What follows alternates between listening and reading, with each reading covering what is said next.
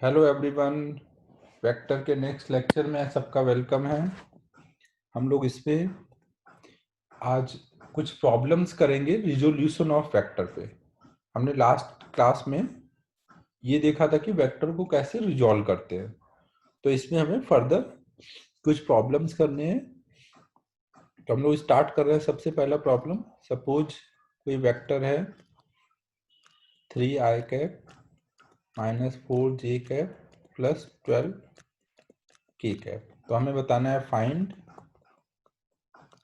Part 1 unit vector in direction of vector R. Part 2 angle direction cosines, या फिर आप angle बोल देते हैं, angle of vector with coordinate axis.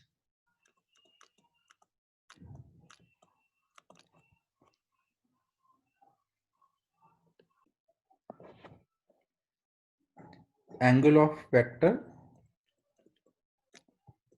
With axis, X Y Z तीनों axis के साथ हमें एंगल बताना है।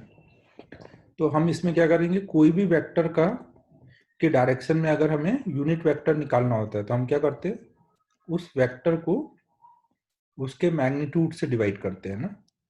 कोई भी वेक्टर का मैग्नीट्यूड कैसे निकालते हैं, उस वेक्टर के आई जे के तीनों कोएफिशिएंट के स्क्वायर का सम। तो यहाँ पे 3 का स्क्वायर प्लस -4 का स्क्वायर प्लस 12 का स्क्वायर, तो ये कितना आ जाएगा, रूट में आ जाएगा 169, तो मतलब 13।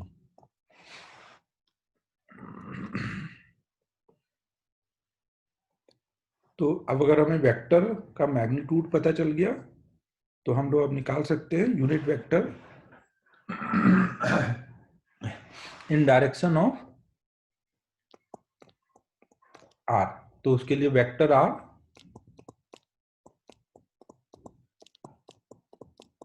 डिवाइडेड बाय वेक्टर आर का मैग्नीट्यूड। तो मैग्नीट्यूड कितना है, 13। तो हमारा आर कैप हो गया 3/13 आई कैप माइनस 4/13 जे कैप प्लस 12/13 के कैप। तो ये हमारा वेक्टर आर के लॉन्ग यूनिट वेक्टर आ गया। फिर हमें एंगल्स निकालने हैं ना, एक्स वाई जेड एक्सिस से। तो अगर हमें ये पता हो कि ये एंगल एक्स वाई जेड के साथ अल्फा बीटा और गामा बन रहा है, अगर कोई भी वेक्टर अल्फा बीटा और गामा एंगल बना रहा है एक्सिस के साथ, तो उसके डायरेक्शन में यूनिट वेक्टर हमने लिखना सीखा था ना एंगल के टर्म में। वो क्या होता था, कॉस अल्फा आई कैप कॉस बीटा जे कैप प्लस कॉस गामा के कैप। तो अब हम यहाँ कंपेयर कर सकते हैं कि अगर यूनिट वेक्टर लिख दिया तो आई के साथ जो आएगा वो क्या बता रहा है, कॉस अल्फा। मतलब ये वाला टर्म क्या है, कॉस अल्फा, ये वाला कॉस बीटा, ये कॉस गामा। तो हम यहाँ से बोल सकते हैं कॉस अल्फा इज 3/13। तो इसका मतलब alpha is cos inverse 3/13। Same way में कॉस बीटा इज -4/13। तो this means beta is cos inverse -4/13. In same way, we can say cos gamma is 12/13. That means gamma is cos inverse 12/13. तो ऐसे करके हम लोग एंगल निकाल सकते हैं। तो इस चीज को मैं एक जनरल तरीके से लिख देता हूं। हमें क्या करना है, अगर कोई भी वेक्टर ऐसे कोई दिया है, vector R is X I cap Y J cap plus Z K cap, तो हम उसके डायरेक्शन में यूनिट वेक्टर ऐसे लिख सकते हैं, X I cap Y J cap plus Z K cap divided by इसका मैग्नीट्यूड। मैग्नीट्यूड कितना आ जाएगा, X square plus Y square plus Z square. तो अब हमें दिख रहा है कि इसमें एक्स अपॉन में ये क्या बता रहा है, कॉस अल्फा, ये वाई अपॉन में ये कॉस बीटा और ये कॉस गामा। तो हम ऐसे बोल सकते हैं कि cos alpha is x upon में तीनों कंपोनेंट का square. X square plus Y square plus Z square. तो यहाँ से अल्फा आ जाएगा। सेम वे में cos beta is y upon में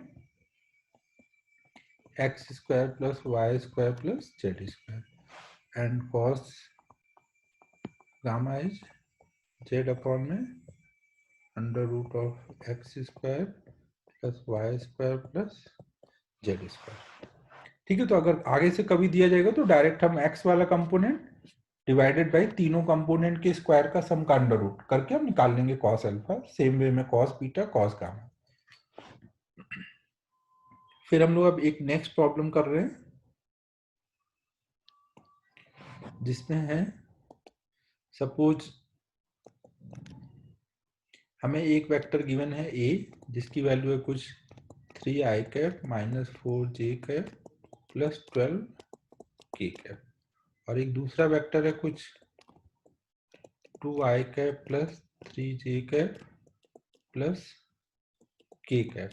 तो हमें बताना है कि फाइंड अ वेक्टर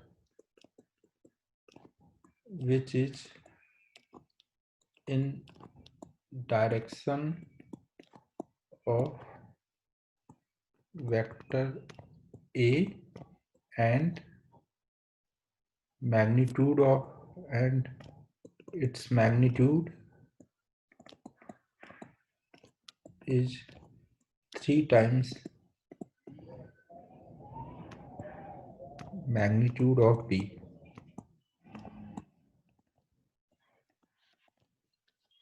हमें A वेक्टर दिया है, B वेक्टर दिया है और हमें एक ऐसा वेक्टर बताना है जो कि A के डायरेक्शन में है और B के मैग्नीट्यूड का 3 टाइम है। डायरेक्शन हमें किधर लेना है, A के लॉन्ग बताना है और B के मैग्नीट्यूड का ट्रिपल है, ऐसा वेक्टर हमें ढूंढना है। तो हम यहाँ पे क्या कर सकते हैं, मान लीजिए वो वेक्टर कोई R वेक्टर है तो उसका क्या होगा 3 इंटू बी का मॉड, ये उसका मैग्नीट्यूड हो गया। और डायरेक्शन किसका देना है, A का। तो डायरेक्शन कैसे देते हैं, A कैप।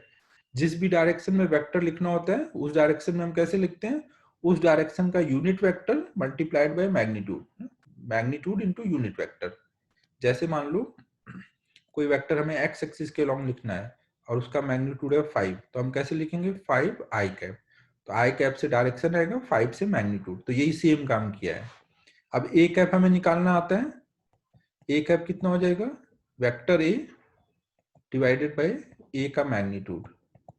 तो ये कितना आ जाएगा, ये वाला पार्ट हटा देता हूँ, ये बस समझाने के लिए था। तो वेक्टर ए आ जाएगा 3i cap minus 4j cap plus 12k cap divided by vector A का मैग्नीट्यूड, वो कितना है 13। फिर वेक्टर बी का मॉड, वेक्टर बी का मॉड कितना आएगा, तो आई के कोएफिशिएंट का स्क्वायर मतलब 2 का स्क्वायर प्लस जे के कोएफिशिएंट मतलब 3 का और के का कोएफिशिएंट मतलब 1 का स्क्वायर। तो ये टोटल हो जाएगा 9 प्लस 4 13 रूट 14।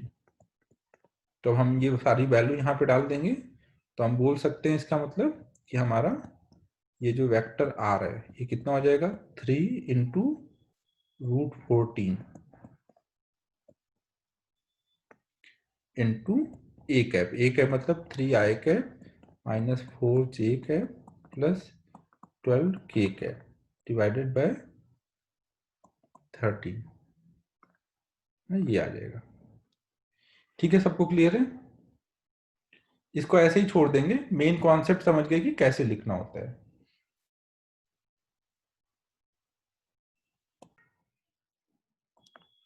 एक और प्रॉब्लम कर लेते हैं। सपोज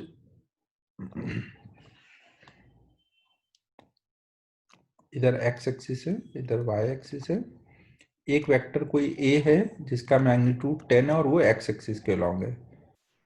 एक वेक्टर कोई y एक्सिस के अलॉन्ग है, वेक्टर b जिसका मैग्नीट्यूड कुछ 20 है। और एक और वेक्टर है जो कि कोई c वेक्टर है जो कि नेगेटिव x एक्सिस से 37 डिग्री एंगल पर है और उसका मैग्नीट्यूड कुछ 20 है। तो हमें बताना है फाइंड रिजल्टेंट ऑफ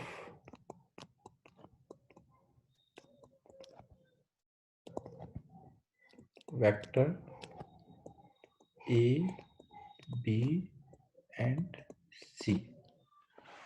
एक चीज हमेशा ध्यान रखिए, जब भी बोला जाए कि कुछ वेक्टर्स का रिजल्टेंट, तो रिजल्टेंट का मतलब होता है उन सारे वेक्टर का एडिशन ना, मतलब इन सबको ऐड करना है और उसका रिजल्ट बताना है। अगर कभी बोला जाए कि फाइंड, कोई एक वेक्टर दिया है फिर वो चेंज कुछ किया गया, या कहीं पे कोई चीज का डिफरेंस बोला जाए, तो वहां पे हम सब्ट्रैक्शन यूज करते हैं ना, कि ये हम पॉइंट नोट कर लेते हैं कि if resultant of factors are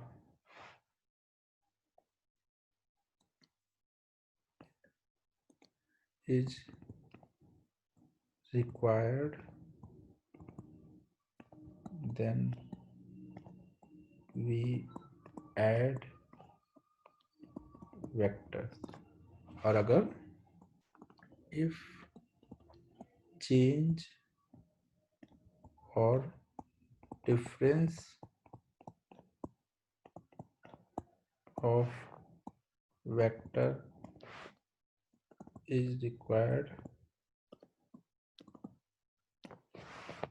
then we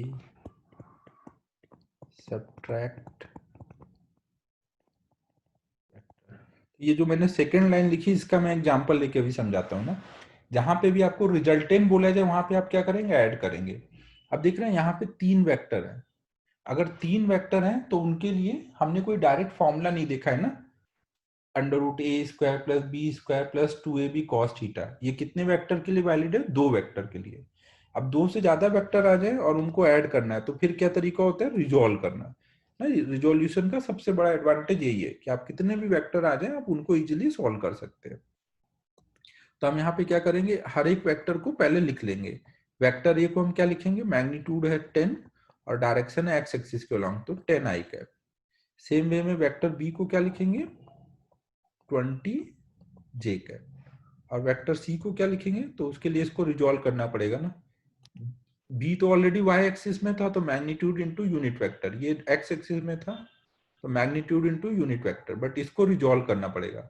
ये रिजॉल्व करेंगे तो कितना आ जाएगा, यहां से हम ऐसे परपेंडिकुलर डालेंगे तो 20 का इधर कंपोनेंट आएगा 20 cos 37, और इधर आएगा 20 sin 37।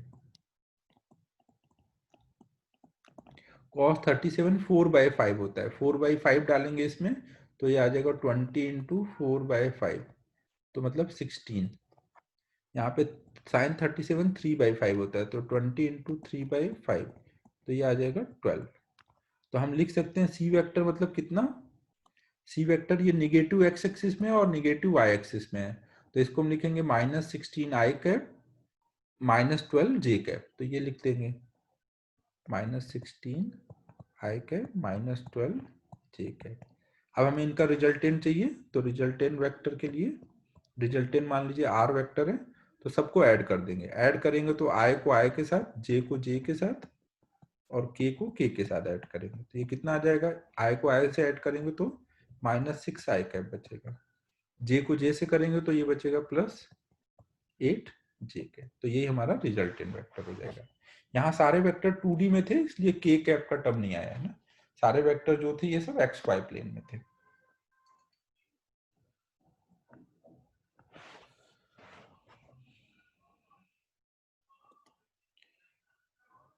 अब इसमें एक और हम इंपॉर्टेंट कॉन्सेप्ट देखेंगे, position vector and displacement vector, जो अक्सर हमें यूज होगा यहाँ पर। तो एक होगा पोजीशन वेक्टर।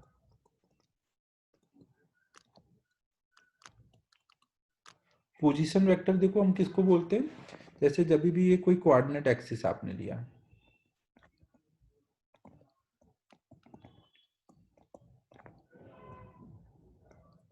और यहाँ पे कोई पॉइंट लिया जिसका कोऑर्डिनेट कुछ दिया है x, y, z, तो ये कोऑर्डिनेट से हमें क्या पता चल रहा है, इसका पोजीशन।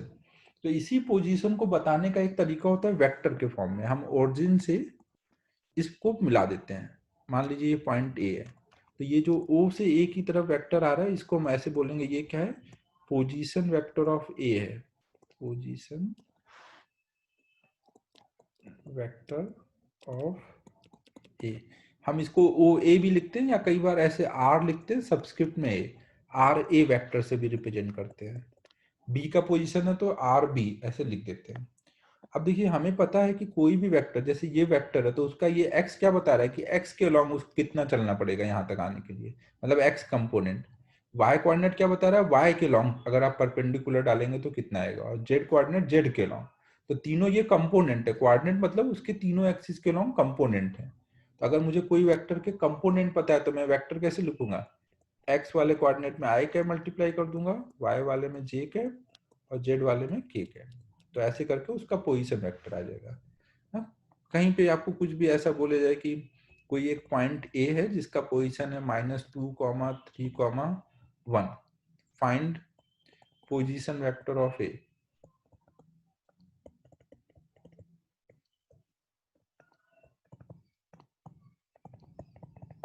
हम लोग क्या लिख लेंगे, ओ ए पोजीशन वेक्टर बराबर एक्स कंपोनेंट में आई कैप, एक्स कोऑर्डिनेट में आई कैप मल्टीप्लाई करेंगे, वाई कोऑर्डिनेट में जे कैप और जेड कोऑर्डिनेट में के कैप। तो ये उसका पोजीशन वेक्टर हो गया। फिर एक और हम यहाँ पे कॉन्सेप्ट देखेंगे, डिस्प्लेसमेंट वेक्टर।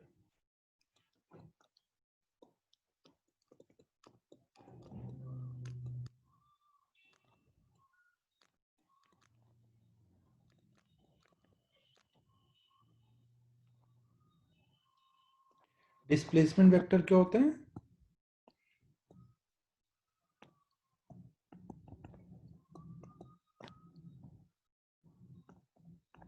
मान लीजिए कोई पॉइंट ए है, यहाँ से कोई पार्टिकल कहीं मूव करके किसी पॉइंट बी पे गया, तो वो किसी भी रास्ते से गया हो, ये जो shortest distance between initial and final point होता है इसको हम बोलते हैं ये उसका डिस्प्लेसमेंट है। और डिस्प्लेसमेंट का डायरेक्शन हमेशा किधर होता है, टुवर्ड्स फाइनल पॉइंट ना, अगर ए से बी गए तो बी की तरफ उसका डिस्प्लेसमेंट होगा। तो ये हमारा जो है यही हमारा डिस्प्लेसमेंट वेक्टर है, डी वेक्टर मान लीजिए। अब हम अगर ओरिजिन से ए को मिला दें तो ये जो होगा वेक्टर, ये इनिशियल पॉइंट का पोजीशन वेक्टर हो जाएगा, और अगर हम इसको बी से मिला दें तो ये बी का पोजीशन वेक्टर हो गया।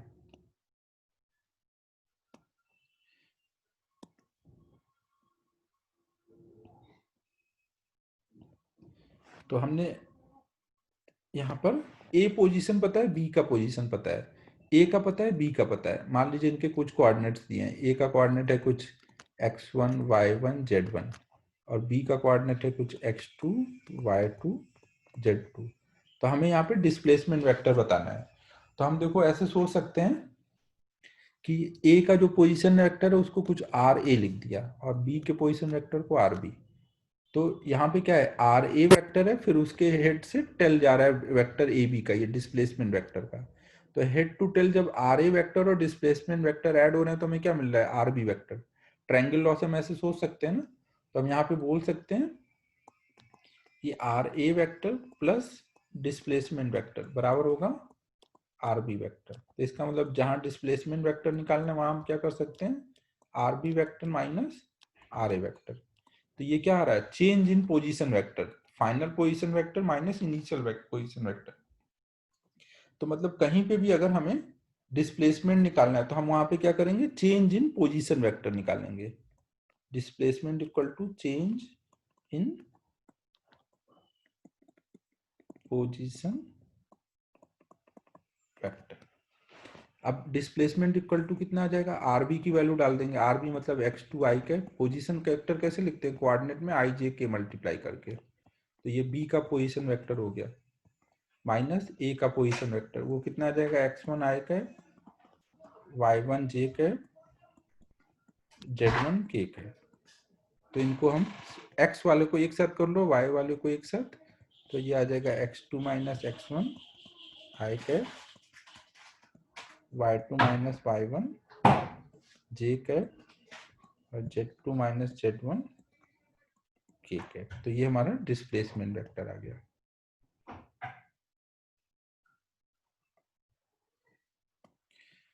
ये हमारा फॉर्मूला है, कहीं पे भी डिस्प्लेसमेंट निकालना तो हम क्या करते हैं, चेंज इन पोजीशन वेक्टर। और अब देखो ये फॉर्मूले से हम एक चीज और समझ लेंगे कि अगर हमें केवल ए बी वेक्टर बना होता कहीं पर और टेल के कोऑर्डिनेट लिखे होते और हेड के कोऑर्डिनेट लिखे होते और ए बी वेक्टर लिखना होता तो हम बस क्या सोचते, हेड के कोऑर्डिनेट में से टेल का कोऑर्डिनेट सब्ट्रैक्ट करना है और एक्स वाले में आई का मल्टीप्लाई कर लेना है। सेम काम y2 में से y1 सब्ट्रैक्ट करना है, जे कैप जेड इसमें से जेड कोऑर्डिनेट में से इसका टेल का जेड कोऑर्डिनेट और उस सब्ट्रैक्ट करके के कैप। तो आगे अगर हमें कहीं पे भी ऐसा मिलता है कि कोई वेक्टर है, कोई पी क्यू वेक्टर है जिसके हमें कोऑर्डिनेट पता है x1 y1 z1 और इसके कोऑर्डिनेट है x2 y2 z2, तो अब हम पूरा बनाएंगे नहीं ना, सीधे हमें पी क्यू वेक्टर लिखना है तो हम क्या लिखेंगे, हेड के कोऑर्डिनेट में से टेल का कोऑर्डिनेट सब्ट्रैक्ट करेंगे और आई जे के मल्टीप्लाई करते जाएंगे।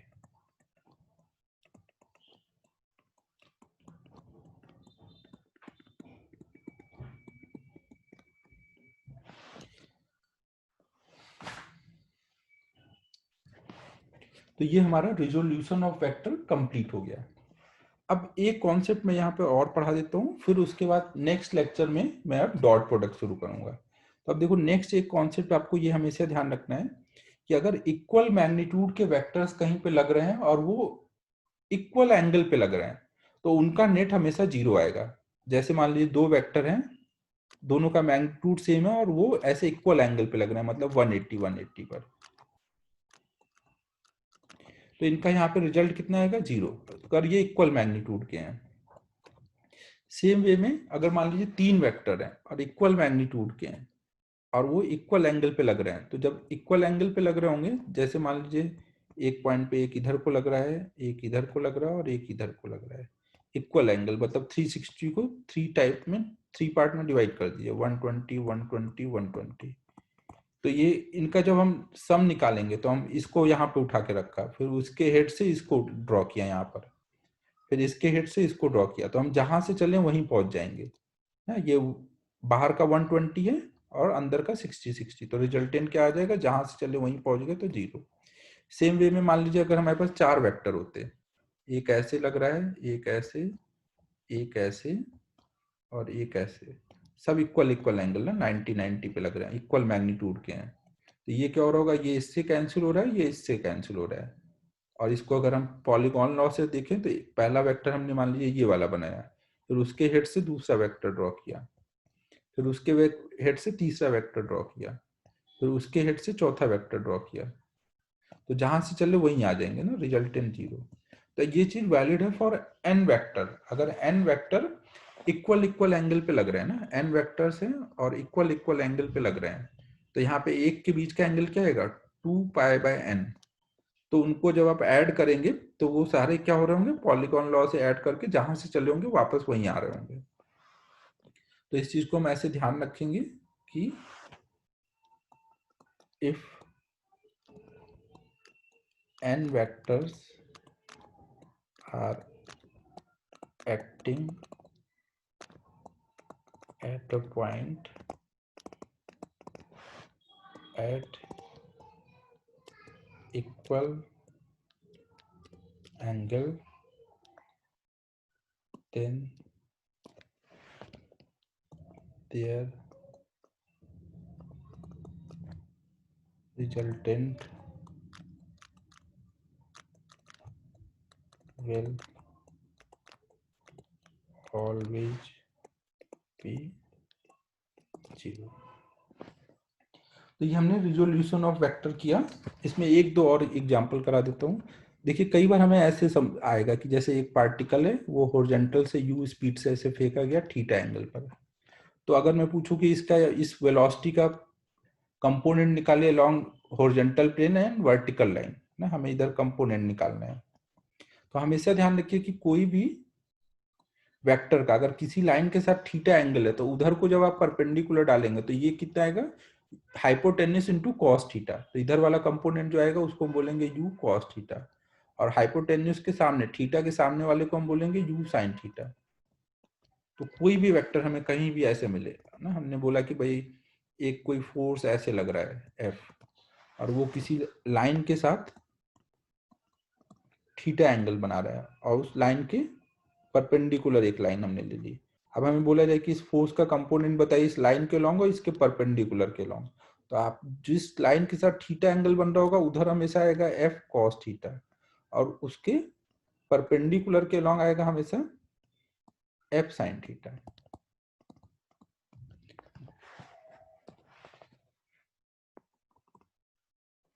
कहीं पे भी मान लीजिए एक कोई वेट ऐसे नीचे को लग रहा है किसी पार्टिकल पे, उसका वेट, और यहाँ पे एक हमने एक ऐसे लाइन ले ली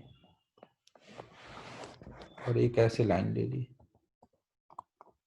ये एंगल अगर थीटा है तो वेट का हमें इस लाइन के लॉन्ग और इस लाइन के लॉन्ग कंपोनेंट निकालना है।